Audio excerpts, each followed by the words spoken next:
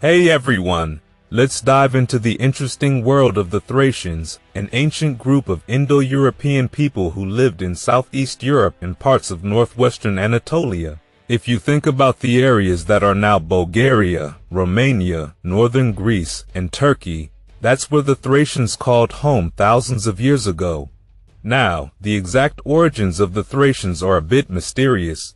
It's believed they were a blend of early European farmers and Indo-Europeans, but their culture really started to come together around 3500 BC during the Bronze Age. Over time, they split into different tribes like the Geti and the Dacians, but what's clear is that the Thracian culture really thrived around the 3rd and 2nd millennia BC. Interestingly, while the Thracians were known for being a bit fragmented, they did form their first state, the Odrysian Kingdom, around the 5th century BC. They even had some run-ins with the Persians, but after the Persian Wars they had a little peace, until the rise of Macedon. Eventually, they got caught up in Alexander the Great's empire and lost their independence, only to get it back after his death. But their story didn't stop there. The Romans came in the 2nd century BC, and the Thracians fought back, even joining in rebellions. One of the most famous Thracians in history, Spartacus, he was a warrior from the Mede tribe, enslaved by the Romans, who led a major revolt against them. His rebellion gave Rome a serious headache until it was crushed, and the survivors were crucified along the famous Appian Way.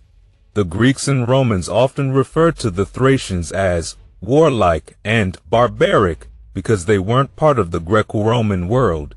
But, funnily enough, they actually respected them as great fighters and hired them as mercenaries. What's really cool though, is that despite how they were seen, the Thracians were also known for their poetry and music, showing just how rich their culture really was. And when it comes to religion, the Thracians practiced a mix of polytheism with some monotheistic elements. They had some interesting customs too. Tattoos were common for both men and women. Plus, they were always in contact with other cultures like the Greeks, Persians, and Celts, influencing and being influenced by these neighboring civilizations. And now, when it comes to where the Thracians lived, they were all over the place in ancient times. They occupied huge areas from the provinces of Thrace, Mysia, Macedonia, and even into parts of Anatolia and beyond.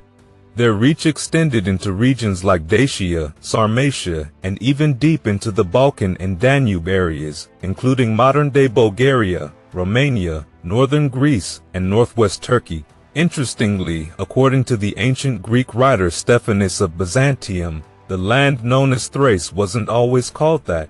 It used to go by names like Perki and Aria, likely reflecting the Thracians' strong connection with Ares, the Greek god of war. Makes sense, right? These people had a reputation for being fierce warriors. Thucydides, another famous historian, even tells us that Thracians once lived in Delphi, a spot known for its ancient oracle, dating back to the days of the mythological Thracian king, Tereus, a son of Ares. You can see just how deeply their identity was tied to war and their warrior gods. One of the Thracians' key achievements was the founding of the Odrysian Kingdom in the 5th century BC. And later on, in the 1st century BC, the state of Dacia rose to prominence under King Burebista, becoming a powerful force. Nowadays, we know of about 200 different Thracian tribes. One of the more famous ones was the Mysi. What's cool about them? Well, many of them followed a vegetarian lifestyle, living on honey, milk, and cheese to maintain a kind of spiritual purity. Now, how did the Greeks and Romans see the Thracians? Well, let's just say they didn't have the kindest descriptions. They were often portrayed as savage, wild, and pretty bloodthirsty. Writers like Plato lumped them in with the Celts, Scythians, and other warlike peoples. Tacitus, a Roman historian, described them as unruly and even disobedient to their own leaders. And ancient practices like tattooing, buying wives, and selling children definitely didn't help their image. But beneath all that fierceness, there were layers of culture that the Greeks and Romans often missed or didn't understand. And as for how they looked, well, It seems they were often described as having red hair and blue eyes, a feature frequently mentioned in ancient Greek art and writings. Even the mythological king Rhesus of Thrace was depicted as a redhead. But as with many things in history, not every Thracian fit that stereotype. Some were thought to look quite similar to the Greeks. So, in the 6th century BC, the Persian Achaemenid Empire expanded its reach into Thrace. In 513 BC, Darius I, the Achaemenid king, led an army from Anatolia into Thrace, crossing the Artiscos River and making his way through the valley of the Hebros River. His goal? To establish a new satrapy in the Balkans. Along the way, he sent emissaries to the local Thracian tribes, including the Odrysi, many of whom submitted without much resistance. But one tribe, the Gedi, who lived just south of the Danube, decided to resist the Persian invasion. Unfortunately for them, their resistance didn't last long. After defeating the Gedi and forcing them to join his army, Darius had all the Thracian tribes from the Aegean to the Danube under his control. Once Darius reached the Danube, he crossed into Scythian territory and campaigned there, eventually returning to Anatolia through Thrace. But he didn't just leave things as they were. Darius stationed a large army in Thrace under the command of his general Megabazus. Megabazus was tasked with securing the region, and he began by subduing Greek cities like Perinthus, who hadn't yet submitted. With the help of local Thracian guides, he pushed through to conquer the lands of the Paeonians up to Lake Prasius, and even made the king of Macedonia, Amyntas I, a vassal of the Achaemenid Empire. Darius granted some territories, like Myrsinus, to his trusted men, though the local Thracians, like the Edeni, eventually took it back. This new Persian satrapy was called Scudra. It included a mix of different peoples, from Scythians and Thracians to Macedonians, all now part of the Persian Empire. The Thracian plains in particular became strategic due to their access to rivers like the Hebros, which connected key settlements to the Aegean and Black Seas. Scudra's importance grew as the Persians set up military and administrative bases across the region, and its diverse population even contributed soldiers to Persian military campaigns, including the infamous Second Persian invasion of Greece. But then things took a turn when the Ionian Revolt broke out. Despite this, the Thracians actually saw Persian rule as a protective shield against both Greek expansion and Scythian raids. So, when Aristagoras of Miletus tried to capture Myrsinus during the revolt, he met fierce resistance from the local Thracians. And when the revolt was finally put down, Darius' general Mardonius marched back into Thrace, reasserting Persian control without much trouble.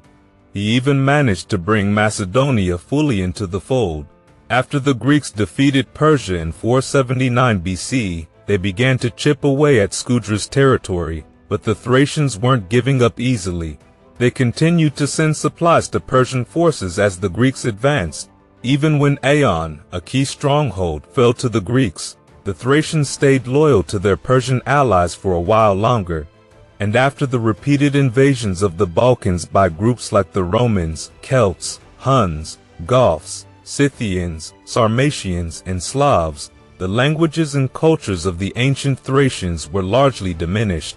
The waves of Hellenization, Romanization, and later Slavicization severely impacted their identity, although the Thracians didn't fully disappear until the early Middle Ages. By the end of the 4th century, Nikitos, the bishop of Remesiana, brought Christianity to the Besai, a Thracian tribe. His mission to convert them from the worship of Dionysus and other Thracian gods seemed successful.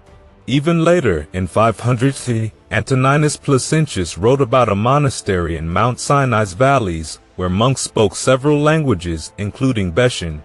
This suggests the Thracian language still had some presence in these religious communities. Simeon Metaphras' hagiography mentions that Theodosius the Cenobiarch founded a monastery near the Dead Sea with 4 churches, each speaking a different language, one of which was Betian. The site, called Cutilla, could be a Thracian name. The fate of the Thracians has been debated. Some historians like Gottfried Schramm theorize that the Albanians may have descended from the Christianized Thracian tribe, the Besai, after being pushed westward by Slavs and Bulgars in the 9th century. However, this theory lacks archaeological evidence, and linguists argue against it, noting the differences between Thracian and Albanian languages. The last known references to the Thracians date to the 6th century, around the same time that Slavic tribes began expanding across Central and Eastern Europe.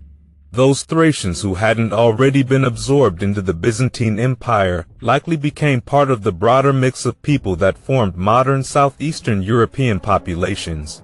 A more recent Bulgarian study suggests that some cultural and ethnic connections exist between Thracians and modern Bulgarians. Some genetic studies also propose that modern Bulgarians may carry traces of Thracian ancestry as part of their broader Paleo-Balkan and Paleo-Mediterranean heritage. As for their culture, records of the Thracian language are scarce. Only a few inscriptions have been discovered, such as one found on a gold ring in Izirovo, Bulgaria, written in Greek script. Despite efforts to decipher these inscriptions, their meaning remains unclear. In terms of religion, one of the more notable Thracian cults was the worship of the Thracian horsemen, also known as Sabazios or Heros Karabasmos. This god of the underworld was often depicted as a horseman slaying a beast. Some believe the Geti and Dacians, neighbors of the Thracians, may have practiced a monotheistic religion centered on the god Zalmoxis, though this idea is still up for debate. The Thracians are also credited as the first people to worship Dionysus, the Greek god of wine, under the name Zagreus. Some even consider Thrace to be the birthplace of wine culture. Ancient Greek historians like Homer and Herodotus described how central winemaking and wine consumption were to Thracian life, going back thousands of years. Thracian men were known for being polygamous, often having multiple wives.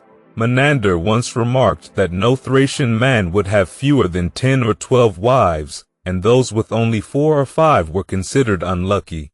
Virginity wasn't highly valued among Thracian women, and they could choose their partners freely before marriage. There were also holy men among the Thracians who lived without women and were called Ctisti.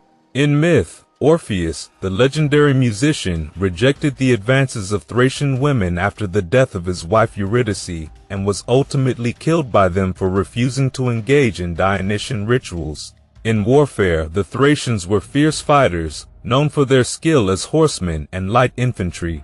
They played a significant role in ancient Greek warfare, particularly as peltasts, lightly armed troops who were experts with javelins. Thracian military history spans from the 12th century BC to the 1st century AD, involving conflicts across the Balkans and Anatolia. In 188 BC, the Thracians managed to defeat the Roman consul Manlius Volson's forces near Sipsala. Although vastly outnumbered, 10,000 Thracians held off 30,000 Roman troops who were returning from the Battle of Magnesia. However, their independence wouldn't last forever.